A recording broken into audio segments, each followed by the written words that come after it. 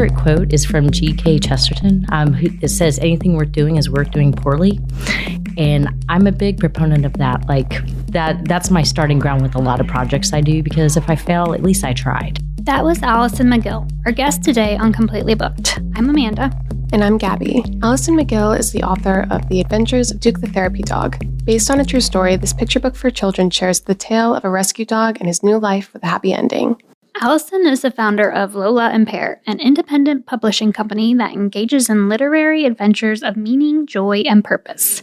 Part of the company's mission is to ensure that 20% of profits from every book and project sold goes to charity. Allison also chats with us about her upcoming children's book titled Mommy Didn't Say That, and talks about her recent book tour called Books, Babies, and Booze. So without further ado, here's our interview with Allison McGill.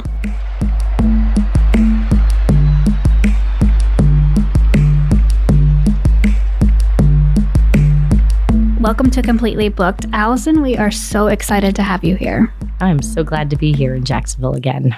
This is my fourth time in the last few months, so I'm getting to know your city pretty well. Yeah. So tell us a little bit about yourself. My name is Allison McGill, and I live in Washington, D.C. with my 4 sons, my 120-pound dog named Porter, and my husband, and we live in Capitol Hill, and we love it.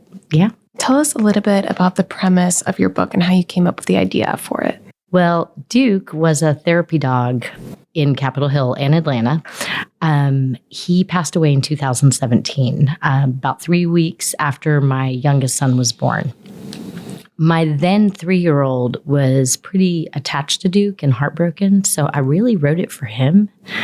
And then it kind of spiraled into, we're going to make this an actual book and do a tour and all of that. So it was just, I wrote it for Jack. That's why in the dedication it says, for Jack who misses his puppy. That's so sweet. Yeah. So it was a mother's love that started the process. So tell us about Duke, the protagonist in your. Oh, he was the best dog. We rescued him from Atlanta Boxer. And let's see, it was October of 2011.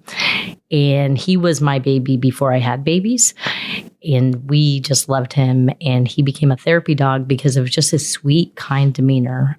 So he would visit hospitals and schools and libraries. Kids would read to him because it's been proven for any child that's struggling with reading that reading to a dog takes away some of that anxiety, and it actually helps the process.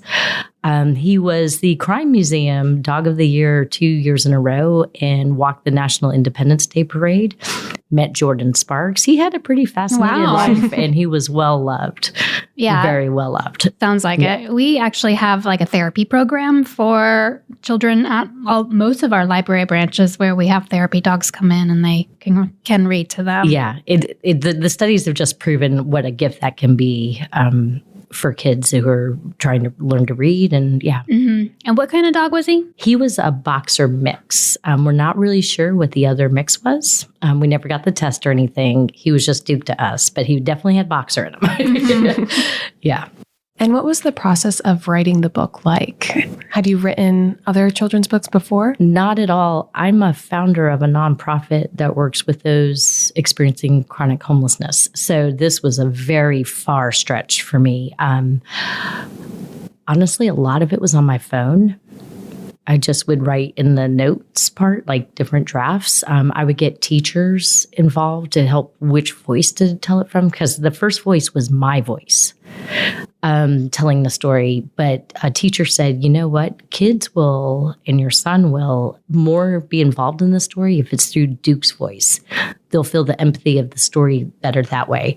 So then we did a different draft, and we just would tweak it. My friend John Paul, who also loved Duke, he is the illustrator.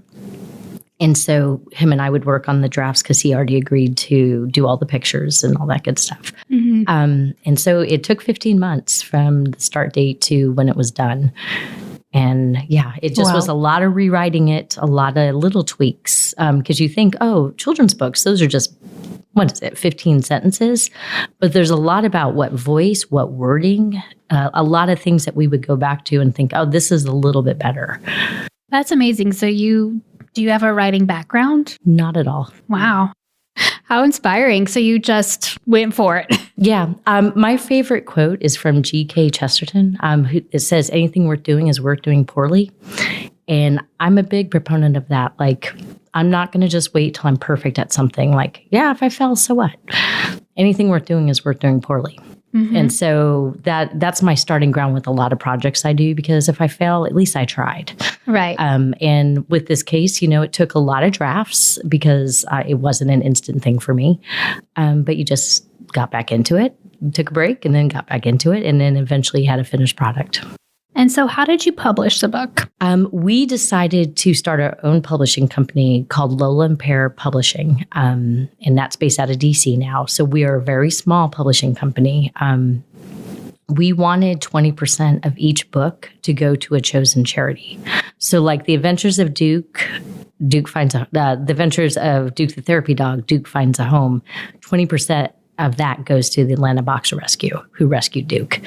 The next book will go to a different charity. We really wanted, and it's not just after our costs they get it, they get literally 20% of the profit of each book. That's fantastic. And we wanted that premise because giving back is very, very, very much an important belief that we have. Are you primarily going to focus on children's books, or is it kind of other independent authors that have the same kind of ideals as you guys have?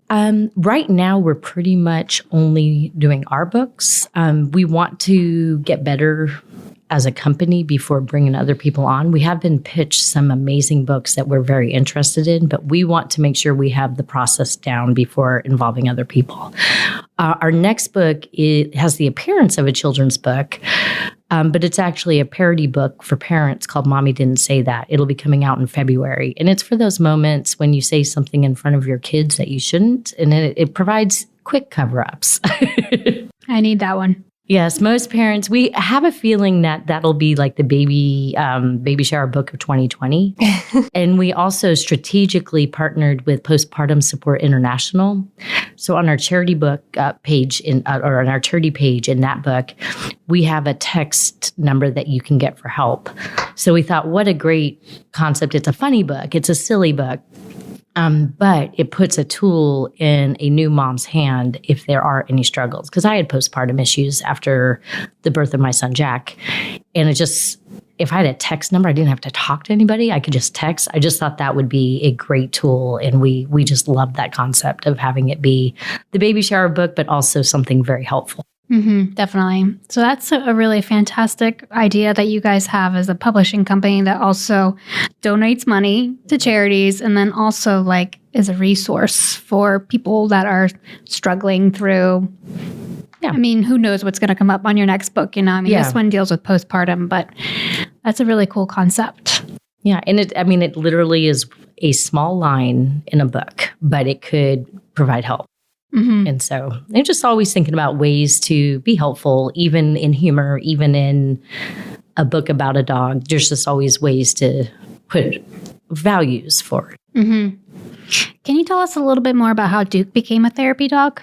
He was a therapy dog through PAL on Barracks Row in Capitol Hill in DC, and he had all of the behaviors already. So he passed most of the tests. We only had to teach him to lie down on command because you have to know all of the basic commands, and you also have to be a very calm dog. Can't be, barking at every other dog or loud noises. And so he went through that process pretty quickly. And then we just jumped into therapy work with our free time. We both had jobs. So yeah, it was quite easy for Duke. Our current dog, we did have another rescue named Porter, and likes to bark at other dogs. So he's a therapy dog in training, but it's been about 2 years of training. Yeah. He's also 120 pounds, so you either love him or you are terrified of him. Yeah. There's no middle ground. Oh. Can you tell us a little bit about your latest tour called Books, Babies, and Booze? Yes. So I'm a parent. I have 4 kids, 2 that are older and 2 that are younger. And I was at a brewery in DC that had a playground. And, a lot of the new breweries are family friendly. Mm-hmm. And I sat there and I'm like, I should read a book here. And I was like, I wonder if that would make a good tour, because we were wondering how to do a promotional tour. And I like to think outside the box and do things outside the box. And so I cold called like any, through email, any brewery that was family friendly in the U.S. And so my 4 sons and I hopped in our car and did a summer vacation tour, for their school vacation through the country. I mean, our last one was in Portland. We have LA coming up. We're going to do California and San Diego in January, but they're looking for things that are family friendly. So most breweries are like, yes, let's do that. I've been to 3 breweries in Jacksonville. Yeah, you went to Engine 15, Hyperion, and Intuition. Yeah, so we had a blast at all 3. Yeah. Yeah, I think that's a fantastic idea. I mean, I just was at Engine 15 on Saturday for a friend. A friend was in town from Atlanta, and, Engine 15's kind of new. It's got a big pirate ship in the background, and a lot of families go there. I was so surprised at how busy it was. Yeah. So we had like a pizza party, and the kids were able to hang out, and parents were able to hang out, and it's such a cool concept.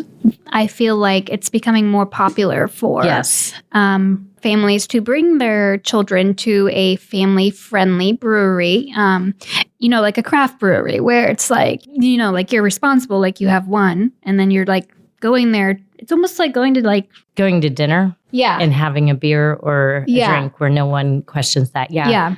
On our tour, we had 0 incidents of any drunk parents. Again, like you were saying, most people go to craft beers to really taste the beer, not to get drunk.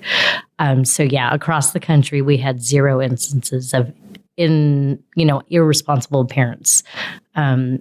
Honestly, every event was just a sweet event where moms got a 5-minute break. Yeah. And dads. Mm-hmm. Their kids listened to a book, a couple. Like here in Jacksonville, we had a local author join us, Morgan Leary. So they got to be read 2 books. And parents just sat there, ate, and had a beer and had a minute of a break.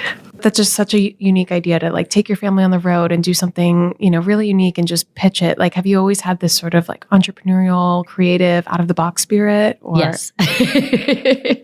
What may make me a good adult didn't always make me a good child. Color outside the lines a lot. Yeah, right. And like, I want to know about like your draft notebook. Like, what do you have planned next? Because these are all really, really cool ideas. Well, I mean, we are going to do this next book. We also, a friend of mine has this phrase that she tells her parents, that she tells her kids when they travel or in their apartment, that happy people are sleeping. And I'm thinking about making a board book about that. Because she's always telling her kids to be quiet, shh, happy people are sleeping. Mm-hmm. And I'm like, yes, happy people are sleeping. Yeah. But who knows? I've always, after the Engine 15 gig, I thought it would be fun to do a Books, Babies, and Booze festival. Especially here in Jacksonville, we have some amazing craft breweries of just a day where you bring local authors and local beers together and I think have fun. Yeah, I think that's because we had a huge turnout at Engine 15, especially Saturday at 4 was a great time. I mean, we had at least 100 people, if not more, for that. Mm-hmm. It'd be really cool to get some of our storytime children's librarians or the people that do storytime here to participate as well. Yeah. That's just some things I think about. But who knows what the next year brings, Yeah. We literally we started the company and launched the book in March, and we did a national tour and have done media appearances, and I didn't expect that at last January. So who knows what the year brings. Yeah. But again, if you have that idea that even if I fail, it's okay, you usually take the first steps, and I find that I fail less than I actually get things done.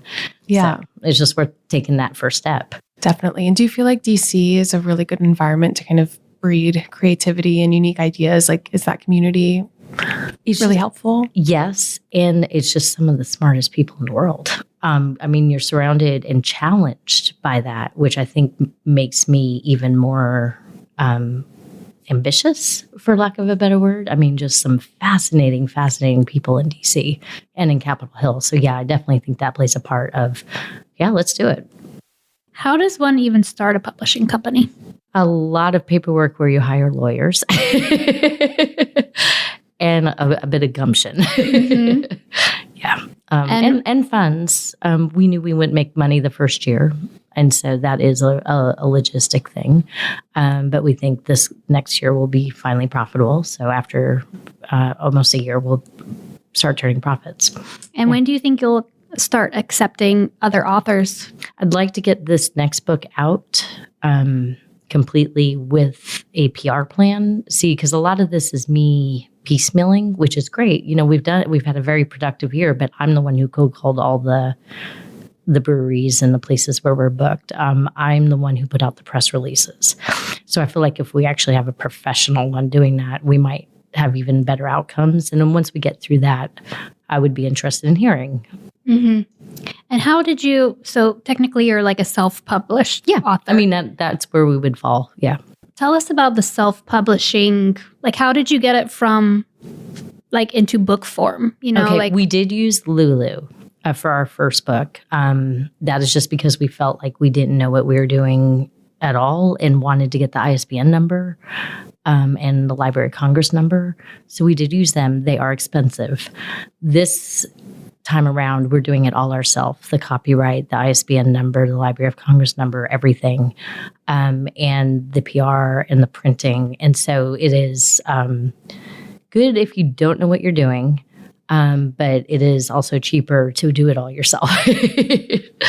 So that's where we stood with that. Mm-hmm. Yeah. Very cool. And so I kind of want to go back to Mommy Didn't Say That, because I just think like the title says it all. Mm-hmm. Like it just sounds, like you said, it really is going to be like the baby shower book of the year. Do you want to refrain from it? Oh yeah. I was going to say, like, can we? Yeah. Or, and you can tell me if this is too inappropriate there's no cursing in the book. Mommy didn't say that. No, she told that driver to go tuck himself into bed. Because if he's driving like that, he must need a nap. Right.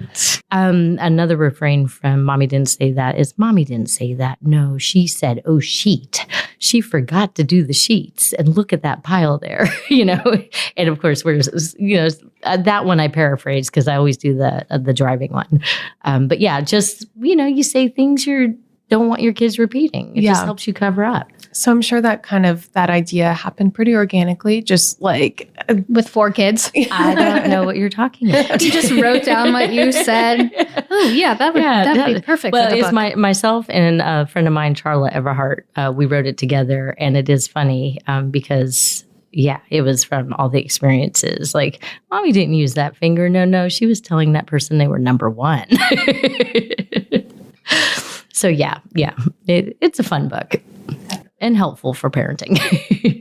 Let's hear some from Duke the Therapy Dog. Yeah, because I'm also curious too, like how you decided, like what is Duke's voice? Like you spent so much time with him, and now you have to kind of go back and animate him. Like how? Yeah, I kind of want to hear if you. It honestly was how I was viewing, how I thought he would be viewing the situation, and so I did it as best I could with the love I had for him and how much his life changed quickly, because he was not treated when the Atlanta Boxer Rescue rescued him. He was in dire situation. And then he went from that to, being the king of the world. He had his own Christmas stocking, How old was he when you adopted him? We think 2, but we don't know for certain. Yeah, that's kind of like with Porter. We think he's 5, but we don't know for certain. You just never know with rescues sometimes. Mm-hmm. Okay, so here's a little bit from Duke the Therapy Dog Finds His Forever Home. This is all a true story also. Allie paced back and forth, and back and forth some more as she waited for me and my foster parents to come to their home. She was excited to meet me. Knock, knock. Within seconds, everyone knew I had found my forever home. It's a sweet book. And for anybody who's looking to adopt a rescued dog, it's very helpful in getting the kids prepared for what it would be like from the dog's perspective. Mm-hmm. Yeah, definitely a very helpful book for people that are looking to get a rescue. And that just seems to be pushed so much more, don't buy from a pet store, get a rescue. Yeah. So, and I mean, there are amazing dogs out there. Like Duke was the best dog. Perfectly behaved. I mean, you're rescuing a dog, but you also, I mean, he was a family member. yeah. And there are great dogs out there to rescue. Yeah. I just saved a kitten Oh, from the street down here, right out in front. It was on Main Street. She was like 3 weeks old. She's now 6 months old, but I kept her. I mean, I'm still kind of covered in like cuts and stuff like that, but like I would never go to a pet store and buy a pet anymore. Like just after rescuing her, I mean, I wouldn't have probably before her anyways, but I had just lost my 17-year-old cat. yeah. And I was like, I was contemplating, oh, do I want to clean litter again? Do I want to, have to find somebody to watch my animal when I go out of town? And just all of a sudden she just came to me and I was like, and now she's mine. She's part of the family. Yeah. She evens out our family because there's now 2 girls and my son and my husband. So I'm like, meant to be. Yeah. I have 4 boys, my husband, and my 120-pound male dog. So Still I didn't little think outnumbered. that through. Yeah. Very cool. Well, is there anything else that you would like our listeners to know about you and your publishing company? Any projects coming up? You might be coming back, right?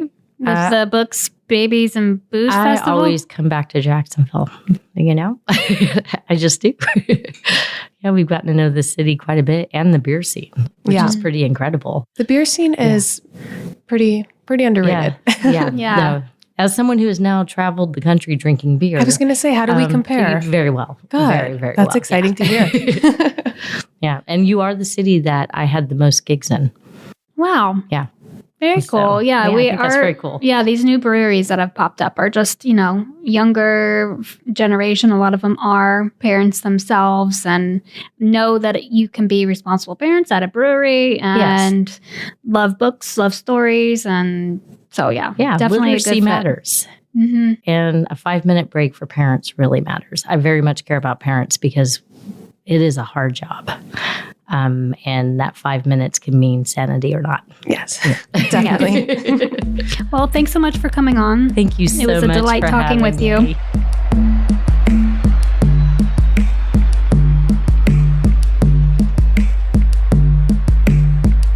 Thank you guys so much for tuning in to Completely Booked this week. You can check out The Adventures of Duke the Therapy Dog from the library's collection. To learn more about Allison's upcoming projects and to look out for the release of Mommy Didn't Say That, visit lolaandpear.com. And be sure to follow us on Facebook, Instagram, and Twitter at Jack's Library for updates on future podcasts and all library happenings. Until next time, I'm Amanda. And I'm Gabby. Bye, guys.